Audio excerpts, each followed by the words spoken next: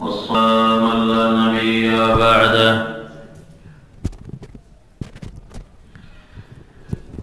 ولا رسول بعده وهو خاتم النبيين.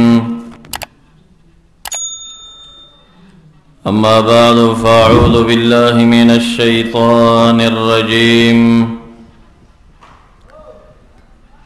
بسم الله الرحمن الرحيم. ويتبع غير سبيل المؤمنين نوله ما تولى. الآية. وقال رسول الله صلى الله عليه وآله وصحبه وسلم: لا تجتمع أمتي على الضلالة، أو كما قال عليه الصلاة والسلام: إن الله وملائكته يصلون على النبي يا أيها الذين آمنوا صلوا عليه وسلموا تسليما. درود شريف ومولانا محمد وآله وبارك وسلم وسلم. لندل سپیکر بند کا بیو لگاو. دا لندل سپیکر بند کا بیو لگاو نو کنیکشن بتنا.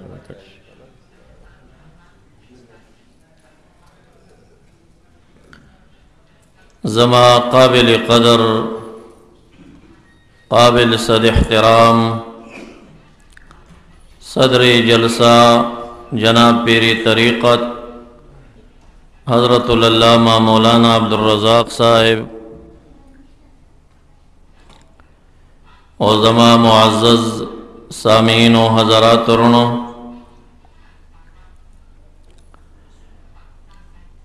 دیو نوجوان د فضل رسان صاحب د برادر گرامی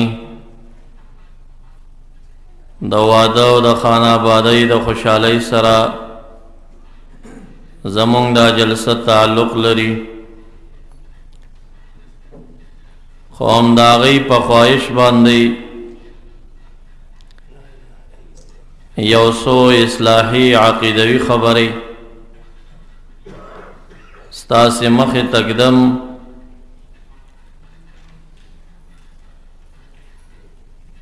او دا ستاسو دا مضافات او دا پاک کلی دا پاکانو دا نیکانو دا مشایخو دا دعواتو برکاتو اثرو چه دا دی عظیمو دا غٹو فتنو نا پاکو او پاک دی. خو بیا هم اہل فساد و اہل شر خپل کوشش جاری ساتي او دا پاک کلی هم دیتا هم اغا فتنی ٹیم پا ٹیم بانی را روانی دی و رازی. معززو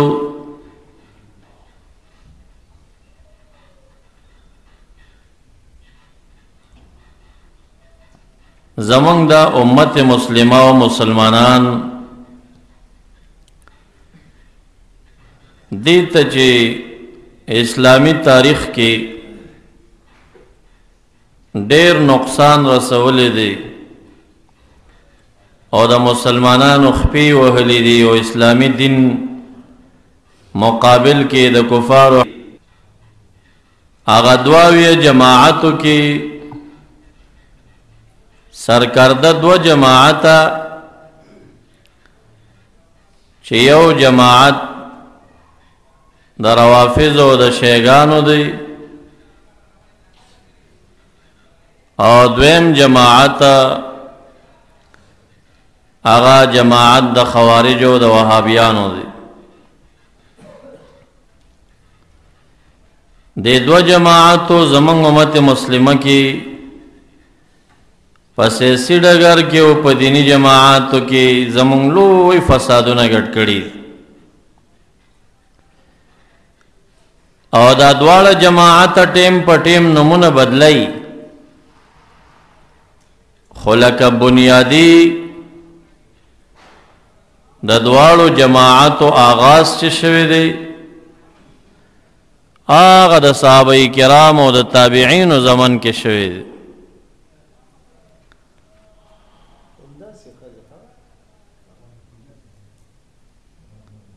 आवाज درځي تاسو ته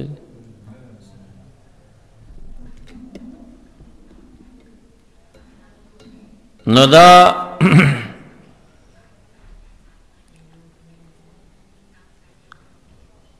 د وهابیانو د خوارجو بنیاد د بی ادبۍ نه ولاړ شوی د دوی نیکه د دوی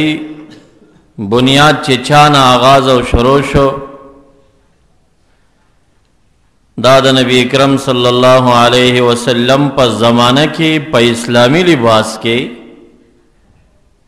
د اسلام دعوګیرو د صحابیت دعوګیرو ذوالخویسره نومید او خپل نوم خرقس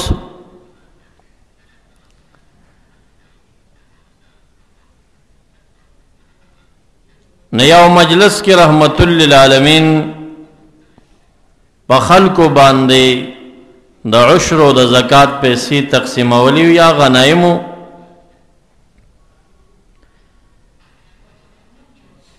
نو د انصارو نوجوانانو دا خبره وکړه چې نبی اکرم صلی الله علیه وسلم د خپل قوم قریشیانو ته غنیمتونه ورکوي او زمونږ توري اوسم د کافرو په وینو باندې رنګ دي مونږ ته نه راکوي اوس دا د انصارو نوجوانانو هم دا خبره وکړه خو د اعتراض په شکل نه ده ګیلا د کشر د مشر نراشي خو بې ادبي نه وي او اعتراض چې کشر په مشر باندې کوي نو دا بې ادبي وي نو انصارو ګیله وکړه او رحمت للعالمین دا هغه ګیلې په بدل کې دوی ته داسې قناعت ورکا چې انصارو ته وویل په یو لویه خیمه او تجیر کې راجم شئ او ستاسو د انصارو نه بارنی سړی مه پرېږدئ او مبارک ورته راغی وی تاسو نه داسې خبرې را رسېدلې دي مشرانو ورته وویل دا هلکانو کړي دي موږ مشرانو نه دي کړي وی صحیح ویلي دي وی داسې ویلي دي چې د مکې هغه خلک چې اوس ایمان راوړ هغوی ته ډېرې پیسې ورکړئ او موږ همیشه د کفارو مقابلو کې جنګونه کړي او زموږ د تورو نه د کافرو وینې څاڅي او موږ ته یې سرانه کړه نو نبی اکرم صلی الله علیه وسلم فرمایل نه خوشحال په دې باندې چې ماښام ته خلک کورونو ته ځي څوک سره وړي او سپین او څوک اوښان وړي اوښان بوځي او څوک ځان سره وینځي غلامان بوځي او تاسو چې مدینه منورې ته ځئ نو محمد مصطفی صلی الله علیه وسلم ځان سره بوځئ ټول انصاریانو ډېر په خوشحالۍ سره وویل چې موږ په دې ډېر خوشحالي تسلی وشو یو بل محضر کې مبارک بیا خلکو باندې غنایم او زکاتونه تقسیمای خرقس نوم یو سړی راغی ادعج العینین جوری جوری سترګې وي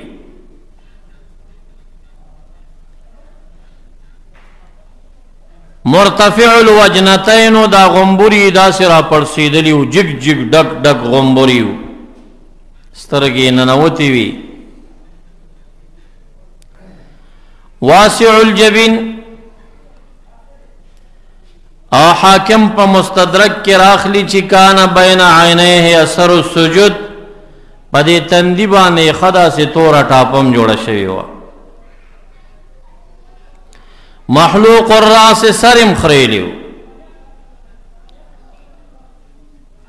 مشمر الازاری او دا پینسی خی پورا را پورتا کڑی وی تاسو دې حدیث ته غوږ کېږدئ دا وابي ځان ته مخې ته ودروئ چې دا د وابي شکل دی که نه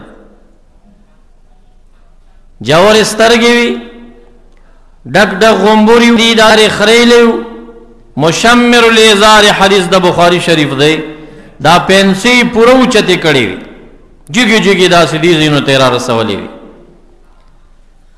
او رسول الله مبارک ته څه وایي ما عدلت یا رسول الله تا عدل ونه که ظلم دې وکړه ټول وایي معاذ الله استغفر الله د مدینې انصارو مو ویل چې مونږ ته یې څه رانه کړه خو ګیله وه اعتراض نه و هغه بېدبي نه وه دایي بدل کې مبارک څومره ښکلی جواب ورکوي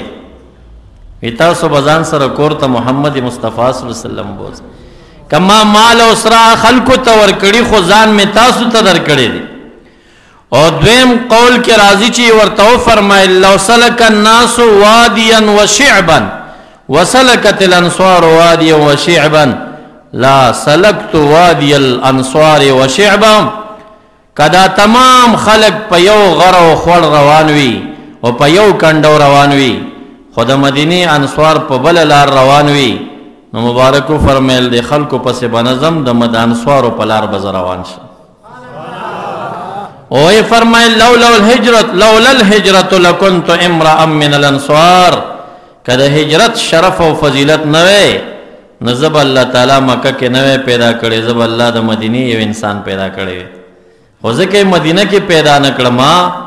چې بیا به مې د مدینې نه هجرت کولی او الله تعالی دا نه غوښتل چې زما وفات او دفن د مدینې نه بغیر په بل ځای کې راشي ګیله یې وکړه خو مبارک څومره ښکلي تسلي ورکړه خرقس او ذوالخویسره اعتراض وکړه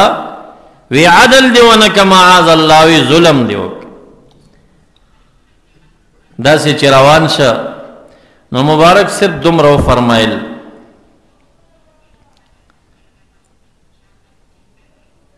چې اهل د سما من فی السما زه د ټولې ځمکې امین ګرځولی ما ته پیغامونه راکوي او زه په هغې کې امانتدار ګڼلی شوی یم او زه خلکو ته رسوم نو الله تعالی زه امین وګرځولم او تاسو د ځمکې خلک ما امین نه ګڼئ ظالم راته وایي حضرت خالد ابن ولید رضی الله تعالی عنہ دلته ولاړو نو هغه عرض کوي دعني اقطع رأسه یا رسول الله ما پرېږدی زه ترې راسټ پرې کوم سړی داسې روان شه واپس لاړه را بېدبي وکړه ګستاخي وکړه او روان شه نبی اکرم صلی الله علیه وسلم نبی علیه السلام نو هغه ورته وویل چې نه وژنی ما خلق به بیا زما دین ته نه راځي کافران د دنیا به وتریږي او بیا به وایي دې شخص ته نږدې مه ورځئ یوازې کافر نه وژني خپل ملګري م وژني خلک به رانه وتریږي بیا به څوک راځي نه کار وسمه لرئ چې داسې ښه لاړه نو صحابه کرامو ته مبارک وفرمیل ان من ضئضئ هذا یخرج قوما دا شخص مولی د د په نسل کې به یو قوم راشي د د په اولاده کې به یو قوم راشي یقرؤون القرآن قرآن کریم بللی یقولون من خیر قول البریہ یا من قول خیر البریہ پخله باندې بای بل خبره نوی سوا د خیر البریہ د حادثنا خیر البریہ سمانا په مخلوق کې بهترین انسان او بهترین انسان څوک دی محمد مصطفی صلی الله علیه وسلم یقولون من قول خیر البریہ او پخله باندې بای د بهترین انسان یعنی د محمد مصطفی علیه السلام حدیث وی یو خواب قرآن کریم وی پخله او بل خواب د رحمت للعالمین حدیث پخله باندې وی لا یجاوز تراقیهم قرآن کریم بلولی خدغه چرغلق نخکته با اثر د قرآن پا دکی نوی یخرجون من الدین دین نبوزی کما یخرج السهم من الرمیا اے من المرمیه لکه څنګه چې دا غشې د مرمي نه وځي غشې تیره وي چې ښکار پرې ولګي بوټ وځي نو د ډېر سرعت د لاسه په غشي باندې د وینې اثر نه وي د ډېر تیزوالي د وجې نه که مرمۍ په غوښه کې دننه شي او بار ته وځي او هغه مرمۍ هغه مردکې چې ته په دیوال ولګي او سوړ شي راواخلې ستا خپه به سوری وي خو هغه به په وینو سره نه وي د ډېر سرعت او د تیزوالي د وجې نه په هغې باندې اثر د وینې نه وي نو مبارک فرمایي وي داسې به د دین نه وځي چې د دین اثر به ورباندې د سرې پاتې نه شي هغه ذوالخویسرة خرقس به پټ پټ په اسلامي لباس کې مرګري پیدا کول هغه نوم عبدالله او هغه چې کوم دی مدینې منورې ته راوسته هغه یې داسې پوه کړي وو چې ته به ډېر په عاجزۍ باندې مونځ کې چې تر څو دا صحابه کرام ستا په مانځه وغولېږي هغه به دومره په عاجزۍ مونځ کو چې تمامو صحابو کې دا خوره شوه چې یو نوی سړی راغلی دی خو څه عجیبه مونځ کوي نو مسجد نه بهر مبارک ناست دی او صحابه کرام ناست دي نو یو صحابي مبارک عرض کوي یا رسول الله صلی الله علیه وسلم یو شخص نوی را پیدا شوی دی او داسې عجیبه مونځ کوي که د هغه مونځ دې ولیده نو حیرت کې به واقع شي د رحمت للعالمین رادار او کشف او فراست خو ډېر تیز و هغه پېژندلی مو هغه د هغه منافق نه خبره مو خو غلی شو یو دویم شخص راوړندې شو یا رسول الله علیک السلام یو شخص نوی راغلی دی که تا د هغه مونځ ته وکتل عجیبه مونځ کوي خو چې دریم صحابي مبارک دا شي که دا خبره عرض کړه نو ګوري چې هغه شخص داسې راغی په دې مجلس تیر شو مسجد شریف ته ننوته نو هر یو صحابي مبارک وایي هو هذا یا رسول الله هو هذا چې مونږ تعریفونه کوو دا شخصیت درته یادو دغه دی هغه چې مسجد ته ننوته نبی اکرم صلی الله علیه وسلم په جلال کې راغی ځکه د دې شخص باطن او مرداري خو مبارک ته معلومه وه چې دا څومره مردار انسان او هغې په مانځه غولیدلي نو چاته یې ویل ورشئ زما د کور نه توره زما راوړه خلک حیران شو چې دا خو غذا تم روان نه دی سفر تم نه ځي نو په دې شیبه کې توره باندې څه کوي خو امر ومنلی شو ولاړه توره یې راوړه توره یې د تیکې نه راویسته او صدیق اکبر رضی الله تعالی عنہ ته لاسونو کې ورکړه وی دننه لاړ شه او د دې کم شخص صفت چې ماته کېږي چې داسې بهترین منځ کوي که دی په رکوع وي او که دی په سجده وي او د شا د اړخه یې ووهه چې سټ یې لرې پرېوځي سټ ته کټ صدیق اکبر رضی الله تعالی عنہ چې ورغی هغه چې دې وخت کې هغه په قیام ولاړو او دا سر یې داسې ټیټ کړی ډېر زیات د عاجزۍ اندازې برابر کړی و د هغه پې زړه ونه شو راغی یا رسول الله علیک السلام کاش تاسو یو ځل ورشئ تاسو خو یې وګورئ چې دا په کم هیئت مونځ کوي وی توره راکړه عمر فاروق رضی الله تعالی سجده وي که په هر حال وي خو سټ ته پرېږه او دننه مسجد کې مرګ کول سوچ کوه بس چې هغه ورغی نو دې حال کې هغه بیا په مانځه ولاړ دی او ډېره عاجزي د عمر فاروق غوندې جلالي انسان زړه م پې ونه شو واپس راغی یا رسول الله علیک السلام تا مونږ ته ویلي وو چې تر هغې پورې سړی وژنی تر څو چې کلمه ووایي ویقیم الصلاة او مونځ ادا کړي هغه خو فی الحال په مانځه ولاړ او ډېر عجیبه مونځ کوي نو دې حال کې څنګه مړ کړو وی راکړه توره توره یې راواخېسته تیکې کې دننه کړه په پتونې کېښوده حضرت علی کرم الله وجه راوړندې شي یا رسول الله علیک السلام ما ته راکئ زه به تې دا سټ پرېږدم توره یې د تیکې نه ویسته هغه ته یې په لاس کې ورکړه واخله خو چې ته مسجد ته ورځې شخص به نه وي چې هغه مسجد ته ورغی د مسجد په بله دروازه دا شخص تې وتلی و داسې کافي مزل یې کړی و روان و نو راغې واپس وې د مسجد نه وتې بهر یې مړ کما مبارک ورته وي مه وژنه بهر خلک خو ورشه آواز ورته وکړه چې دلته راشه کله یې چې راوغوښتو ودرو وی دا صحابه کرام ستا تعریف کوي چې دا ډېر بهترین منځ کوي ته چې دلته تېرېدې او مونږ ناستو ته مسجد ته ننوتې نو ستا په دننه زړه کې یوه پټه خبره راله هغه خبره د صحابو ته وکړه چې صحابو ته پته ولګي چې ته څنګه انسان ستا زړه کې څه راغلي و هغه هم دروغ ونه ویل وی زما زړه کې دغه ټیم کې راغلله چې په تمام روی زمین کې دی وخت کې زمانه بهترین انسان بل نشته صحابه کرام یو د بل نه مخکې کېږي را یا رسول الله توره راکړئ چې دا سټ دې پرېږدو دا خو ستا نه هم غټه دعوه وکړه مبارک ورته وایي نه پرېږدئ اوس بیا به خلک زما دین ته نه راځي وی وګوره چې کلمه چا ویلي ومنځ کې هغه هم وژني بیا رانه خلک متنفره کېږي راځي نه زما دین ته بیا د ده باره کې هم علامه هیثمي رحمه الله دا حدیث چې ذکر کوي وی کان بین عینیه صعفه صفعه د ده په تندي کې صفعه وه نو دې د صفعه ټکي زه دومره ستړی کړم د لغت په کتابونو کې چې یا الله دا صفعه لا څه شي ته وایي صعفه یا صفعه څه شي ته وایي حدیث مبارک کې خو راغله چې تندي کې داسې زو نو دا مې بیا د بخاري په شرحو کې پیدا که نو هغې لیکلي وو چې صفعه توروالي ته وایي د ده په تندي کې هم توروالی و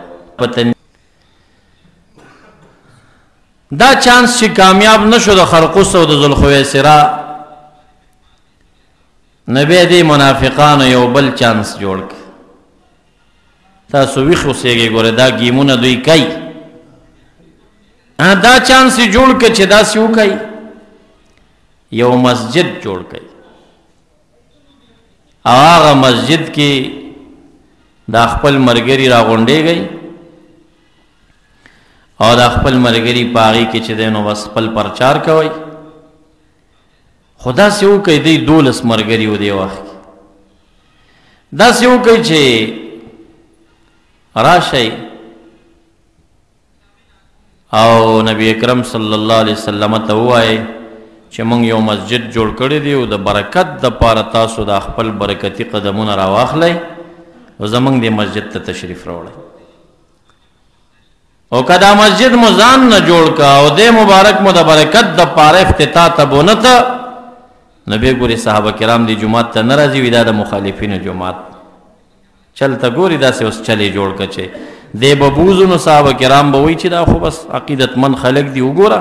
چې نبی اکرم صلی الله علیه وسلم د دعا دپاره بوتلو د افتتاح دپاره یې بوت دا هغه شپې وې چې د تبوک غزوه شروع کېده دی راوسته بس نبی اکرم صلی الله علیه وسلم مبارک ورته وویل چې زه د تبوک غزا ته روان یم په لوی مقصد باندې او چې د غزوې نه واپس رالم نو بیا به ستاسو مسجد ته درشمه یو 2 رکعته مونځ به وکړمه چمګاون خلکو ته به ووایم چې راځئ دلته مونځ کوئ کله چې غزوه ختمه شو د غزوې نه واپس راځي او دغه مسجد ته مدینې منورې ته چې نږدې کیږي او اراده کوي چې اوس ورشي مونځ ورکې کوي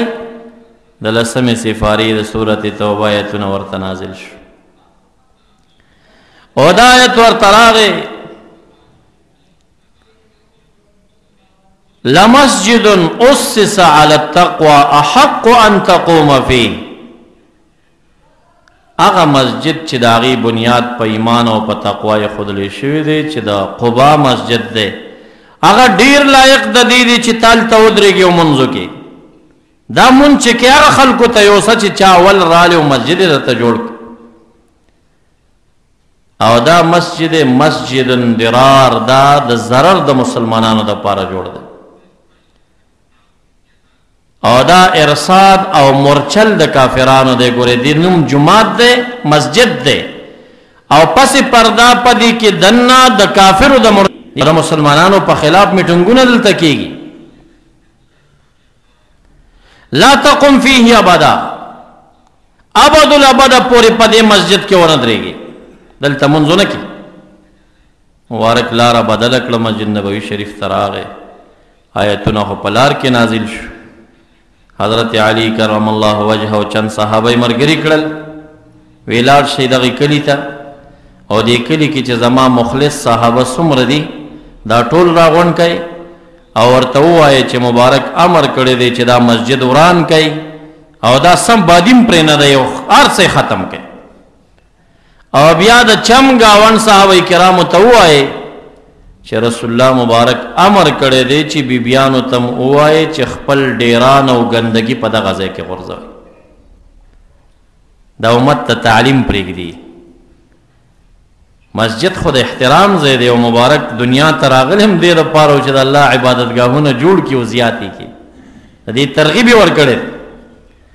خو چې کله د مسجد نه د اغیارو د بېدینو خلکو اډه او مرکز جوړ شي او په هغې کې د مسلمانانو او د دیندارو خپې والی کېږي، د هغې مسجد حکم بیا د نړېدو دی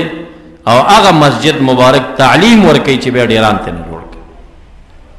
ډیران یې ته جوړ کړي. حضرت عمر فاروق رضی الله تعالی عنہ ډېر غصه و. نو دې کې د دې کلي یو صحابي و، مخلص و، پاک و سوچه مسلمانو، او د دې نورو 12 منافقانو په دې چل او فریب نه و پوهی چې دا جومات بانه ده او نور بېدیني خورئ. نو هغه ته یې ویلي چې ته قاري مې و، اواز دې م خوږ دی او دا خلک هم تا مني، نو ته به زمونږ د جومات امام یې. نو 5 ټیمه جمع یې ورکړې وه. نو عمر فاروق رضی الله تعالی عنہ هغه راوغوښته، وی نن نه بعد به ته چرته هم جمع نه ورکړې، تا د منافقانو مسجد کې جمع ورکړې، ته به بیا په جمع نه ودرې. مبارک چې دنیا کې حیات و هغه پسې چا مونږ نه کړ، سوچه مسلمان. او چې صدیق اکبر صاحب 2.5 کاله زمانه تېره شوم چا مونږ نه کړ. او د عمر فاروق رضی الله تعالی عنہ زمانه چې راله نو یو کلي کې دی امام مقرر ده، نو څه عجیبه زمانه وه، امارت اسلامي څومره حاکم و. د یو وړوکي جومات د پنجګانه امام اجازت به د امارت نه اخیستل کېده او بیا به بالخصوص امیر المؤمنین هغه ملا راغوښته چې ما ته مخامخ کوي، لږ دا ملا وګورم چې دا څنګه سړی. بیا خاص کر د حضرت عمر فاروق رضی الله تعالی عنہ زمانه ډېره کلکه د پابندۍ زمانه وه، هغه دومره کنټرول کړي. او هغلته په یو مسجد کې یا په یو کور کې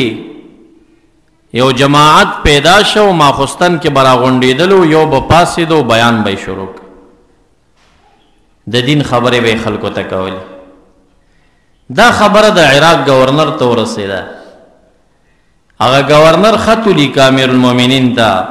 عمر فاروق رضی الله تعالی عنہ ته، وی دلته یوه ډله پیدا شوې ده، هر ماخوستن را جمع کېږي او هغلته بیانونه کېږي، د دین خبرې کېږي. که یې بندومه هسې نه څوک شکایت دروړي چې د دین کار یې بند، او که یې نه بندومه او د دوی نه فتنه جوړه شي او بلوه جوړه شي،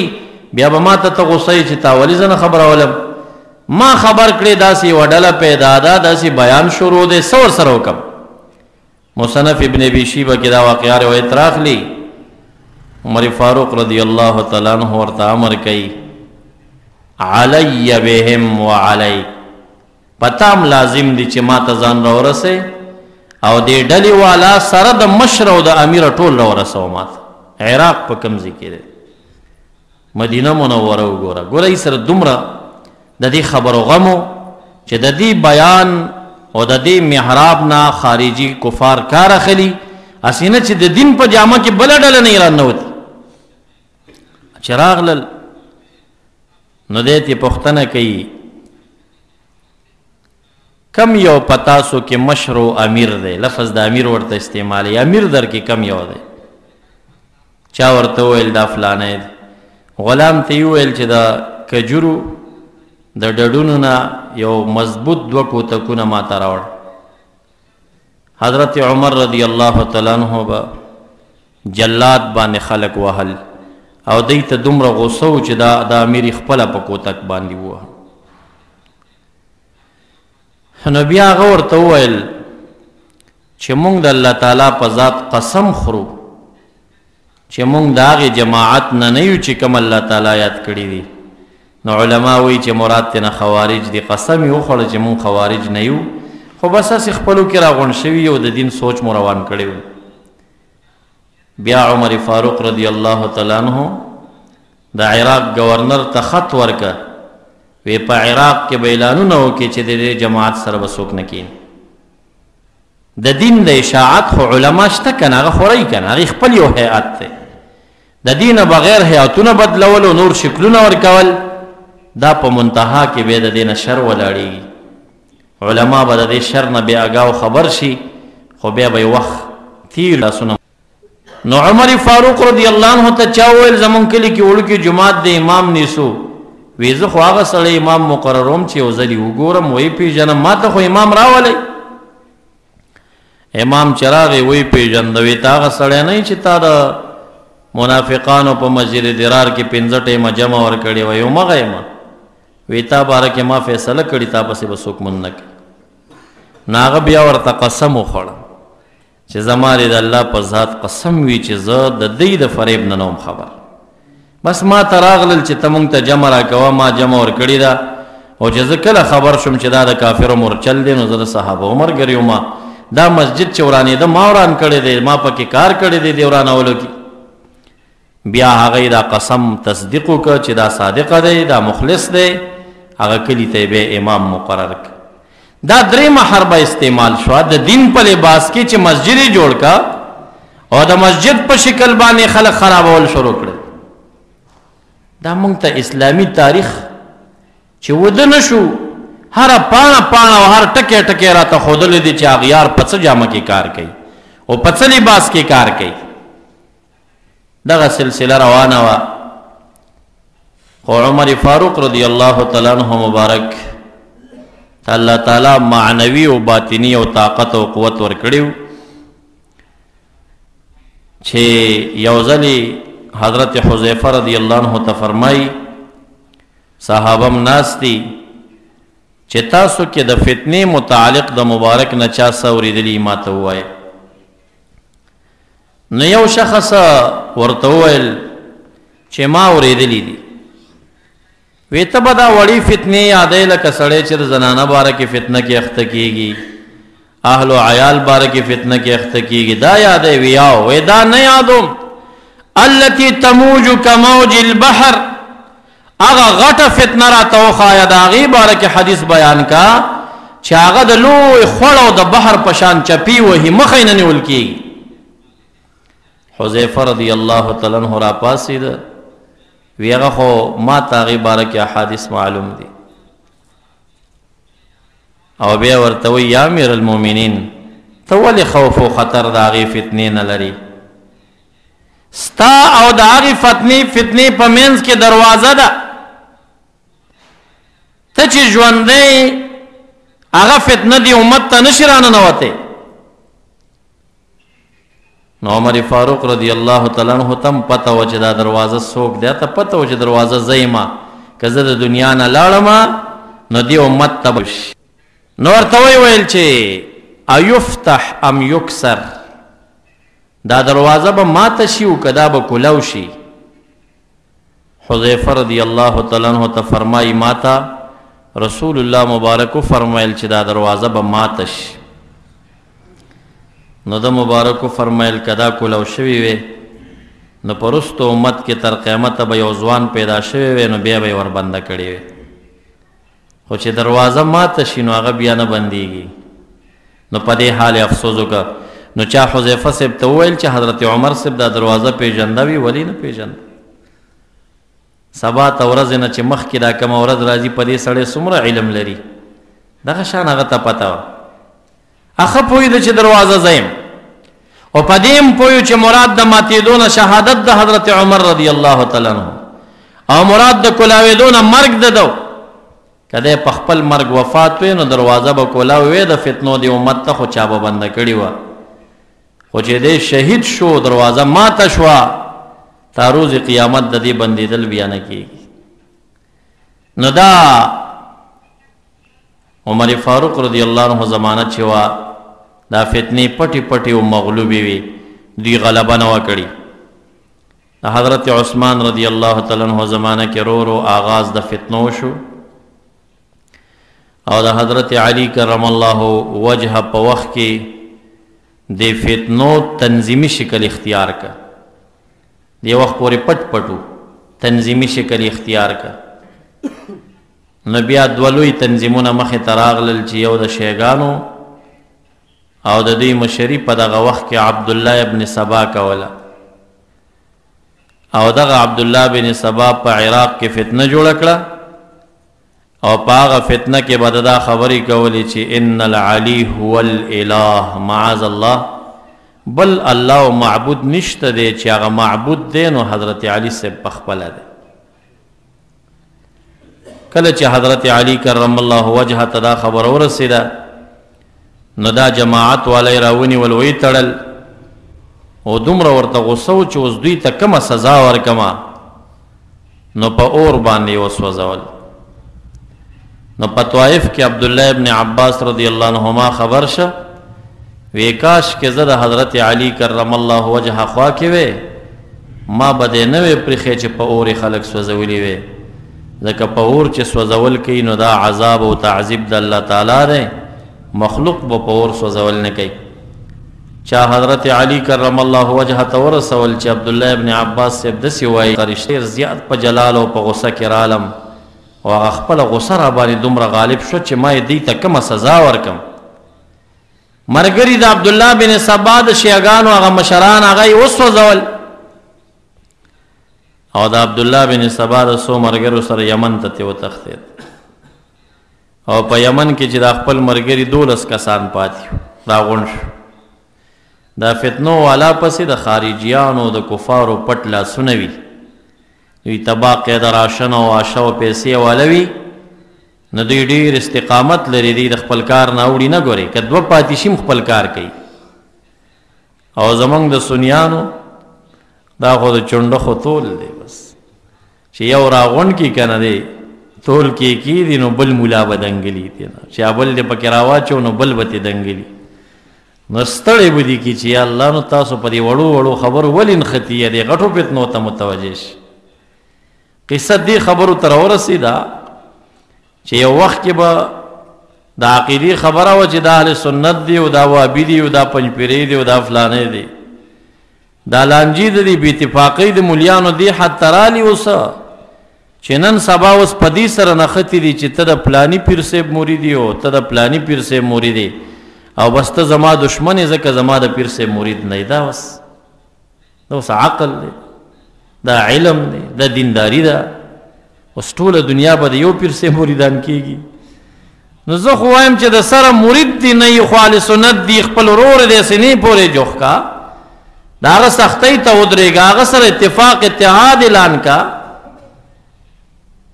په دربارونو جنگ خو نه دی پکار کنه چې ترغیب ورکوا خپل پیر صاحب ته د هر چا نه ډېره عقیده ساته ته به کمال ته رسېږي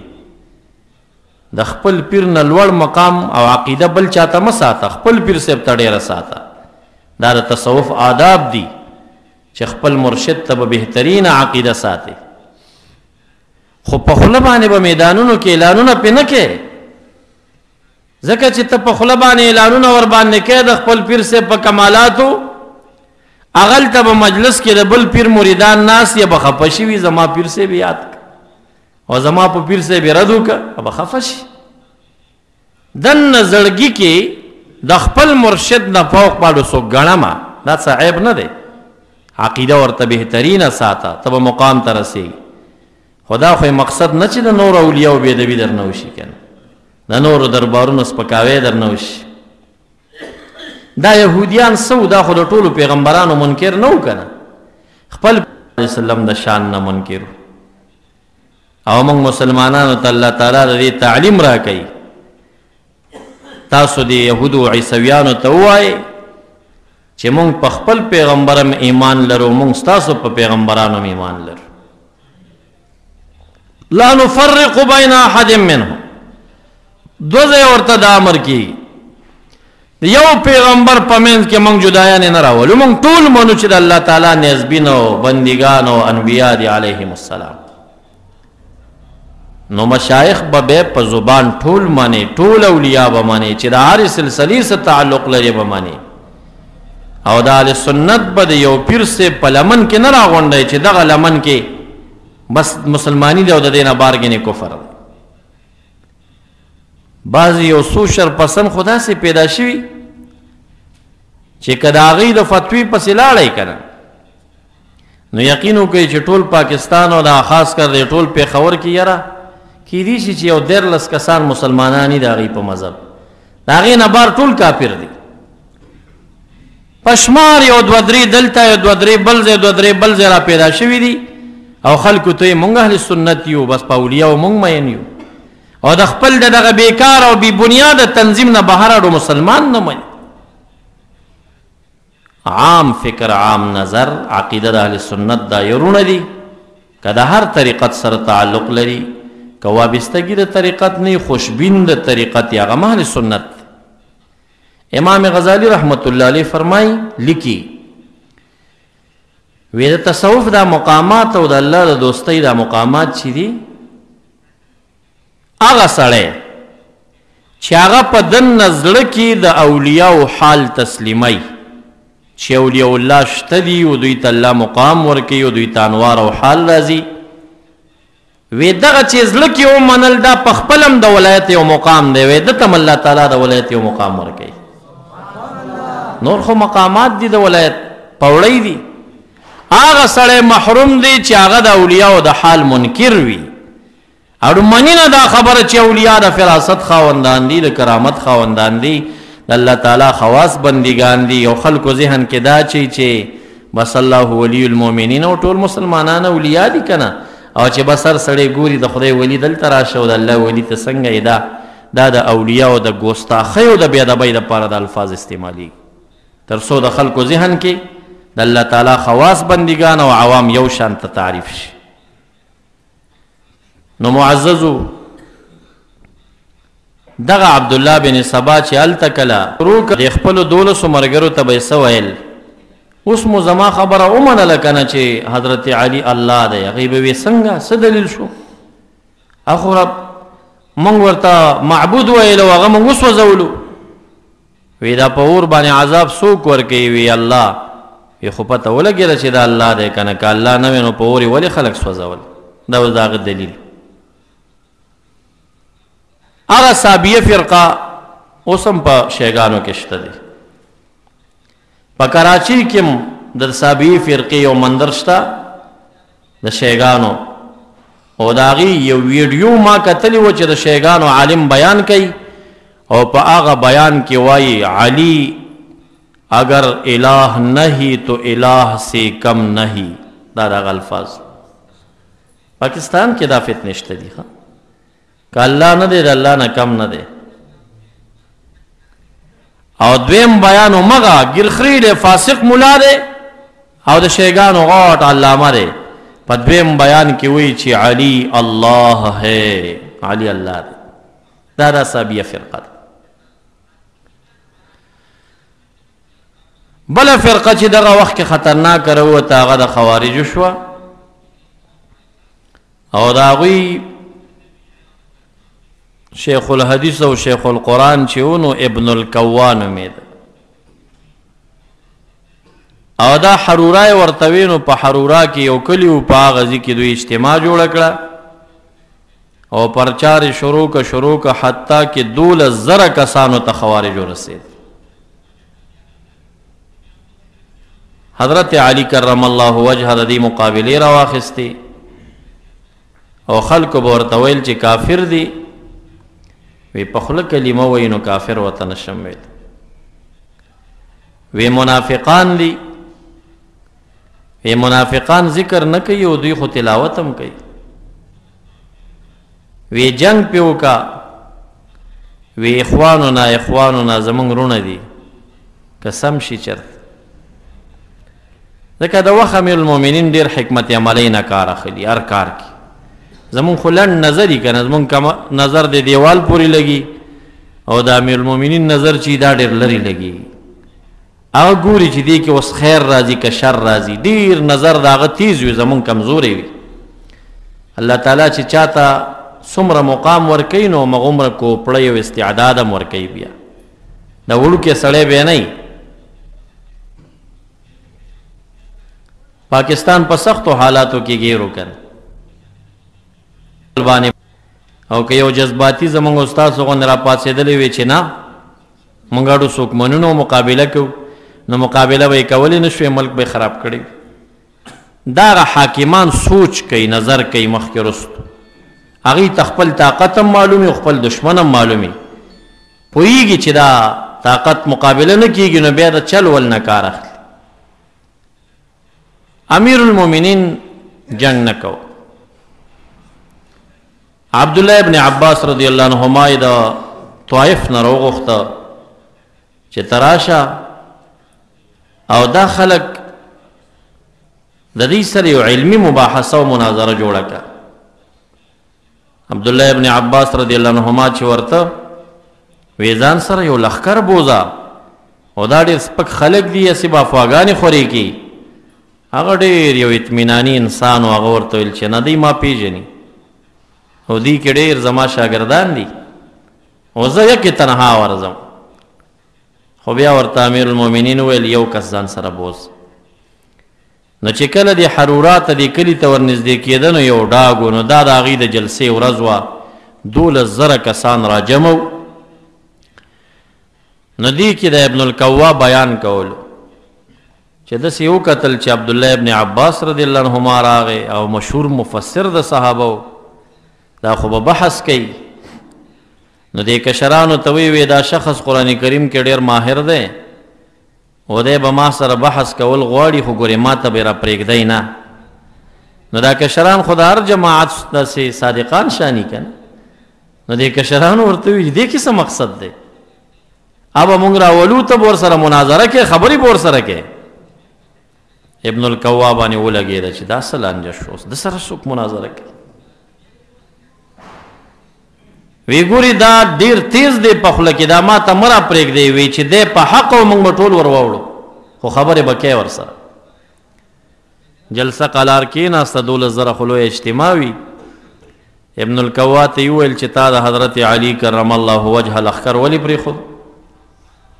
خوارج ورته ویم ځکه چې دی خروج کړی دی د باچا د قانون نه وتلي. کم خلک چې د باچا د قانون نه وځي دې ته خوارج وي. وی دی خروج کړی د باچا د قانون او د اطاعت نه. وی ما خو ځکه ما سره څو دلایل دي. وی څه؟ وی یو دلیل را سره دا دی چې د امیر معاویه او د حضرت علی رضی الله عنهما د دواړو منځ کې اختلاف راغی. صفین جنگ وشو. څلورم کې یو اړخه شو یو د بل اړخه شو. دوی دا واک حاکمانو ته ورکه. ابن عباس رضی الله عنهما ورته ویل او حاکمانو ته ورکه. وی قرآن کریم راواخیسته. ګوره وی الله تعالی فرمایي چې ان الحکم الا لله، د الله نه سوا بل حاکم نشته دی او فیصله به الله تعالی کوي. نو چې دې دواړو نورو سړو ته فیصلې وسپارلې نو معاذ الله دواړه مشرکان شوي دي ځکه چې بل حاکم یې منلی. اوس د آیت دا مقصد دی چې په ورځ د قیامت کې د الله تعالی د فیصلې نه بغیر بله فیصلې نشته. او هغوی خو دې پسې لاړه، ظاهر پسې لاړه او په ظاهر کې دا راله چې فیصله د الله تعالی نه بغیر بله نشته دی. او یې دې دواړو ولې نور ثالثان منلي دي او فیصله کو نه منلي دي؟ نو دا یې شرک کړی دی. لکه وابیان چې تاسو ته وایي چې تاسو اوس قرآن شته دی او حدیث شته دی، امامان هم پکې د کوم ځای نه راایستلي، دا مو شرک کړی دی. همدقه د خوارجو خبره همدې خبره باندې حضرت علی کرم الله وجهه ته کافر ویلو معاذ الله.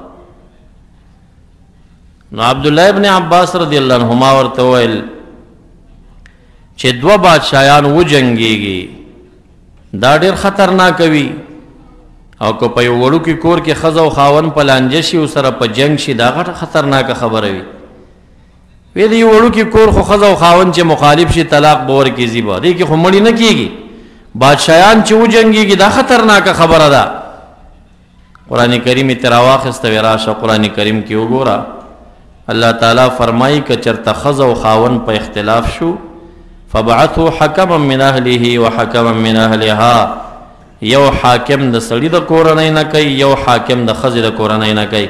وی چې ښځه او خاوند په لانجه شي الله تعالی وی دوه حاکمان وټاکئ او چې باچایان سره ونښلي نو حاکمان ټاکل څنګه شرک دی. ابن القوا سر ټیټ 4,000 کسانو اعلان وکوي چې مونږه دوکه شوي یو او مونږ د حضرت علي صاحب لښکر ته واوښتو 8,000 پاتې شو. وی دویم اعتراض دی کوه وی مونږ د حضرت علي کرم الله وجهه لښکر کې وو او دا امیر معاویه رضی الله عنه ته یو خط لیکه او خط کاتب ولیکه من امیر المؤمنین علی بن ابي طالب الى امیر المؤمنین معاویه رضی الله عنه. نو حضرت علی صاحب دې کاتب ته وویل چې داسې ملیکه چې من امیر المؤمنین علی بن ابي طالب دا زما د نامې سره امیر المؤمنین ټکی لرې کا هسې نه چې امیر معاویه صاحب دې خط ته وګوري او خط یې لا کتلی نه و په سر کې امیر المؤمنین ټکی وګوري وی نشلی چې ما خو ته امیر نه یې منلی نو ته څنګه ما ته خطونه رالیږي. نو یې ښه چې دی امیر المؤمنین ټکی ده د ځان نه وران که او دی خو امیر دی او مشر دی نو یا سړی امیر المؤمنین وي یا امیر الکافرین وي نو چې امیر المؤمنین یې ځان سره وران که نو بس معاذ الله وایي دا امیر الکافرین شو که نو ځکه یې نه من. عبدالله ابن عباس رضی الله عنهما ورته وویل وی اسلامي تاریخ نه خبر یې وي یا وی غزوه حدیبیه کې چې نبی علیہ السلام د سهیل ابن عمر سره صلح کوله په هغه صلح کې مبارک حضرت علی صاحب ته وویل ولیکه چې دا صلح هذا دا هغه فیصله ده چې کړې ده من محمد رسول الله. سهیل ورته وویل چې دا رسول الله ټکی وران کا چې مونږ ته رسول الله منلی نو مونږ به تا سره لانجې ولې کولې او رسول الله مبارک حضرت علی صاحب ته وویل چې دا رسول الله ټکی وران کا او هغه ورته وویل چې زما لاس کې دا طاقت نشته چې زه تا نه رسول الله وران کما. مبارک ورته وی ما ته وښایه په خپلو ګوتو یې رسول الله ټکی وران کا او وی لیکل من محمد ابن عبدالله او بیا وفرمیل زه محمد ابن عبدالله یما او زه محمد رسول الله یما. وی دلته نبی اکرم صلی الله علیه وسلم د خپل نامې نه رسول الله ټکی وران که وستا څه عقیده ده چې نبی علیه السلام وران که بیا راګیر شي. 4,000 کسانو اعلان وکوي مونږ دوکه شوي یو مونږه د حضرت علي صاحب لښکر ته تلاړو 4,000 کسان پاتې شو. مناظره ختمه شو. عبدالله ابن عباس صاحب راغی ورته ویل مونږ پې غاړه خلاصه کړه اوس دې خوښه چې څه کې. حضرت علي کرم الله وجهه ورته وی اخوانونه زمونږ رونه دي کلمه وایي منځ کوي وژنمی نه. په دې کې یو صحابي مبارک چې دا لانجې و اختلافات ولیدل ګډانې واخیستل یاره وایي بس نور دا توره غورځم جهاد نه کوم هسې نه چې مسلمان رانه مړ نه شي. احتیاط د وجه نه یې ګډان واخیست او روان دی. اوس دا علاقه پرېږدي او په دې حرورا کې غټه قلا ده او په دې کې 4,000 خوارج راغونډي او په دې دروازه کې چې تیریږي پاټک لګېدلې او کلکې ونیو. وی ته د نبی اکرم صلی الله علیه وسلم صحابي هغه وی یاو وی ته راځه زموږ امیر صاحب ته خو لږ پیش شه چې کوم دننه یې بوتله ګډان بار پاتې شو. هغه امیر صاحب ورته وی ابن القوا وی حضرت علی کرم الله وجهه باره کې د څه نظر دی دا کافر دی که مسلمان دی معاذ. نو هغه ورته وی ما پرېږدئ زه نه تاسو سره کار لرم نه هغوی سره کار لرم زه خپل ګډان سروم او بس دا بل چا نه دا پوښتنې وکوي نه ستا نظر څه شی دی. وی زما نظر دا دی چې دا د نبي علیه صلات وسلام خلیفه دی او دی د هغه زوم دی او دا هغه څوک دی چې مبارک فرمایلی و چې دی الله ته ګران دی او الله د ته ګران دی. بس یو دم ابن القوا فیصله وکړه وایي چې معاذ الله وایي دا کافر شوی دی دا خو حضرت علي صاحب ته د الله تعالی دوست وایي دا حلال کوي. هغه مبارک حلال که صحابي شهید که چې دا پیغام حضرت علي کرم الله وجهه ته راورسېده. بس مجاهدین راغونډ کړه او د جهاد تقریر یې وکړه او خلکو ورته ویل چې تا خو اوسه پورې حمله نه کوله ولې وی اخواننا قد بغوا علینا دا زمونږ رونه و خو اوس باغیان شو او په باغی باندې جهاد کیږي. نبی قومنده ورکړه او چې کم چاته قومنده د جنگ ورکړه هغه ته سپین هغه ته وی چې سبای وختي د مانځنه بعد به جنگ شروع کې نو هغه وایي زما خپله پکې سودا وه چې دا خو قرآن وایي کلمه وایي دا به څنګه وژنم وی د شپې رالم دې قلا ته داسې مې ورته غوږ کېښوده چې دی څه شی کوي وی ټوله شپه په دې قلا کې دننه اوازونه و اذا لهم دوي کدوي النحل بتلاوت القرآن و سبا جنگ شروع کیږي او 4000 کسانو ټولو تلاوت شروع کړی د تلاوت باندې لګیا دي شک به نورم سیوا شو چې تهجد ودرېدم ما وی یا الله زه خو په عظیم ابتلا او امتحان کې واقع شوم هلته هغوی تلاوتونه کوي او دلته راته حضرت علي صاحب مبارک وایي چې مړی کا او دی وی چې زه ورغلم نو په دوی کې اصحاب البرانس دا جیګو ټوپیو والا خلک پکې وو جیګې ټوپی دا 2 شان ټوپی دي اوس دلته رواج شوي دي پاکستان پنجاب او کراچۍ دي ځایونو کې دا به هغه وخت کې خوارجو په سر راولي او عمان خوارج هم په سر وي اباضیه فرقه دغه ټوپیګانې په سر وي او قد اکلت السجود جباههم او ای تندیمی چې وکتل نو د سجدو خوړلی داسې ټاکیم پکې جوړو بس شرارم په تهجد ودرېدم او دعا مې وکړه چې الله په لوی امتحان کې واقع یم دا خو زما زړه سودا کوي دا به څه کومه ګورم چې حضرت علي کرم الله وجهه په سپینه سور دی راغی او ما ته وایي قم یا شاک ای شکي پاسېږه دا د شک ټیم نه دی د جنګ ټیم دی وی دا یوه خبره نه وه زما د زړه نه ټول شکونه ووتل چې دا شک خو زما په زړه کې و نو دی پې چا خبر که دی په حقه دی بیا جنګ شروع که 14 کسان ترې نه ژوندي پاتې شول وتښتېدل او باقي ټوله لال کړه او بیا هغه 14 کسانو کې 2 یمن ته لاړه او 2 خراسان افغانستان ته رالل او دغه باقي کسان 19 کسان چې دا عمان مسقط چې ورته وایي دلته لاړل په مسقط کې قاضي القضات هم خارجي دی د مسقط د ټولو جماعتونو امامان هم خوارج دي خو هغه داسې خوارج دي چې هغوی فخر کوي په دې باندې عبازیان ورته وایي د محمد بن عباس دی کې یو سړی محمد بن عباس و هغه وتښتېد مسقط ته لاړه هلته یې تنظیم جوړ که تر ننه پورې اسلامي تاریخ کې په عمان مسقط کې د عبازیانو تاریخ چلیږي او هغه هلته دغه خوارج پاتې دي نو عرض مې دا کو چې دا 2 کسان ملکونو ته لاړل دا فتنې د هغه ځینه بیا را پاتې شوې په دوی کې 80 علما و غټ غټ هغه 80 وړه علما یې حلال کړله او بیا یې د هغوی سرونه په عراق او په دمشق او په لویو لویو جوماتونو باندې کېښودل او حضرت حذیفه رضی الله تعالی عنه راغی او داسې ورته کتل او بیا یې وژړل او بیا وویل چې ما د نبی اکرم صلی الله علیه وسلم نه 1 ځل نه 2 ځل نه بلکې که مې وکړتې دا نه وی اورېدلي نو ما به نه وی بیان کړی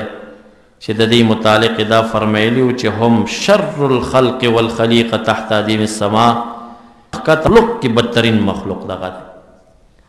او هغه 80 واړه علما یې چې حلال کړي وو په جوماتونو یې ورته سرونه ایښي وو قد اکلت السجود جباههم د هغې تندو کې هم ټاکې جوړ نو دا د خوارجو دا فتنه هغه وخت نه بیا دغه 14 نفرو خوره را خوره کړه رنګونه او نومونه یې بدل شوي دي اجماعي عقاید د خوارجو یوه دا ده چې د خپل جماعت نه بهر سړی مسلمان نه ګڼي دا یو اجماعي خبره ده دوی ده بله اجماعي خبره یې دا ده چې دوی 3 طلاقه په یو ټیم چې بیبي ته ورکړي نو دوی وایي دا رجعي طلاق دی نو د شپې لاړ شو رجوع وکړه نو طلاق ختم شو تاسو اوس لاړ شئ وابیانو نه تپوس وکړئ دا فیصله درته کوي که نه کوي بله اجماعي عقیده د دوی دا ده چې په عمل باندې سړی کافر کوي مونځ چا ونه که کافر شو قتل دی وکه کافر شو سحر دی وکه کافر شو په اعمالو سړی کافر کوي او اهل سنه والجماعه وایي چې په عمل نه کولو باندې فاسق کیږي خو کافر کیږي نه زنا چا وکړه کافر نه دی خو بلکې دی فاسق مسلمان دی خو د اسلام نه پې نه وځي خوارج وایي دا سړی کافر کیږي په دې باندې که چا دا وکړه بله اجماعي عقیده د دوی دا ده چې د اولیاء کرامات به نه ماني اهل السنه والجماعه د اولیاء کرامات ماني دا چند اجماعي عقاید د خوارجو دي او دا چې اوس وخت کې مونږ ګورو بله اجماعي عقیده دا ده چې د وخت باچا کله ظالم وي دوی د هغې په خلاف باندې د جهاد اعلان کوي هر ځای کې چې وي او اهل السنه والجماعه وایي که د وخت باچا عادل هم منیوی که ظالم هم منیوی که کافر نو بیا به په مقابل کې پاسېږي او چې کافر نو مسلمانو خو ظالم و شرابخور و فاسق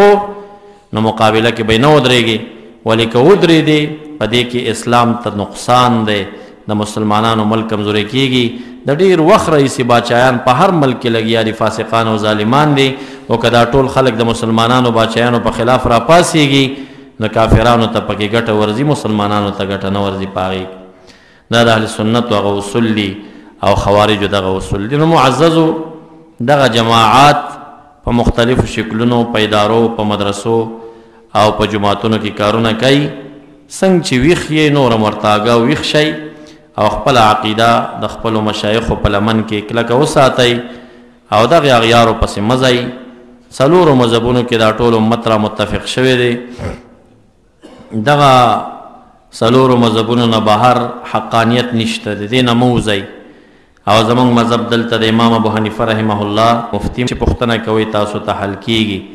او که تاسو شافعي صاحب مذهب ته لاړ شئ نو یوه مدرسه نشته دی نو دین به چا نه زده کوئ نو خپله به بېدینۍ په خوا روانېږئ او که تاسو څلور مذهبه پرېږدئ او بل مذهب ته ترېنه لاړ شئ نو دا خو خپله د بېدینۍ پول دی په بله خوا به روانېږئ وما علی الا البلاغ وآخر دعوانا ان الحمد لله رب العالمين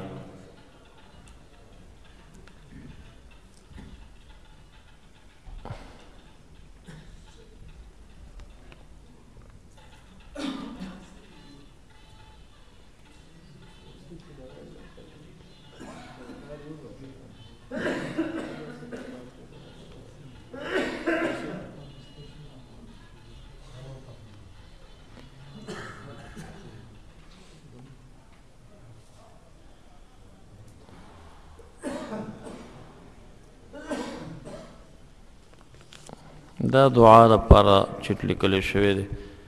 انشاءالله باباجي صاحب دعا کوي او تاسو دعا مزیداره ده خیر فضل رسان صاحب خوشحال شي